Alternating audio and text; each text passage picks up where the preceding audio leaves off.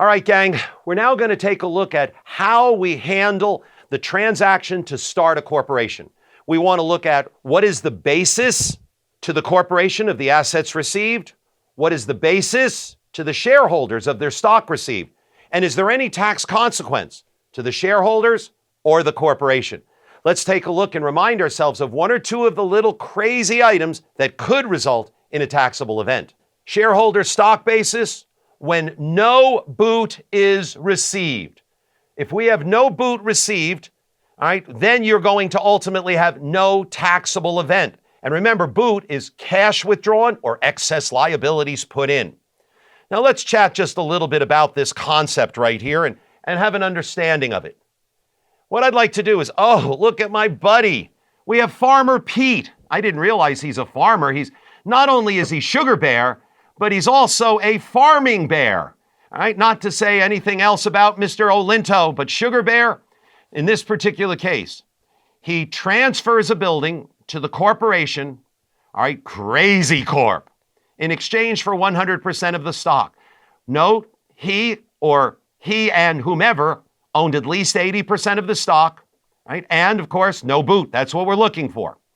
So he owns 100% of the brand new formed company. Now, it was valued at $150. You want to put a big X through that. That's meaningless. Remember, non-taxable means no income and means net book value. And the basis is $100,000. So in this case, the fair value of the stock received would be $150. The amount he really received in the real world is $150. Minus the adjusted basis transferred of $100. The real world gain theoretically would be $50. But it's not recorded on the records. It's not recognized because there is no gain or loss in this particular circumstance.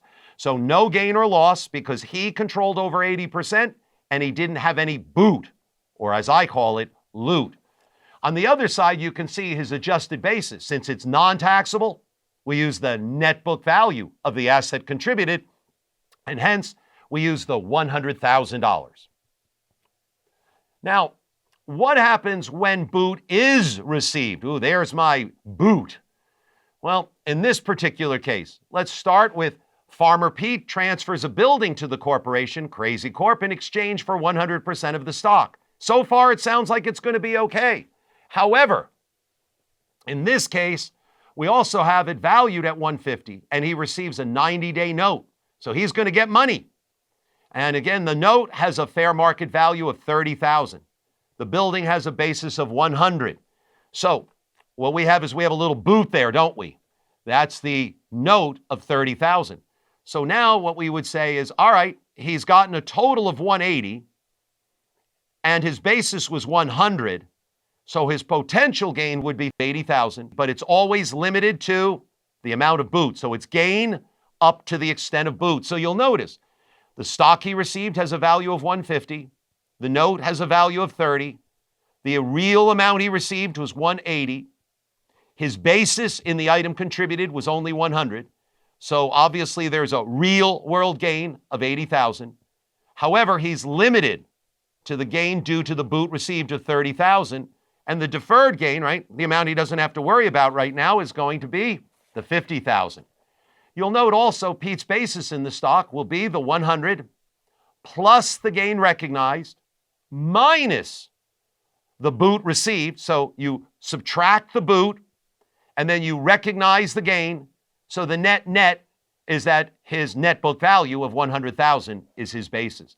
So Pete still accomplished the deferral of gain, but only on $50,000, not on the total amount. Because of the boot, he had to immediately recognize $30,000, the amount of cash that he ultimately will receive.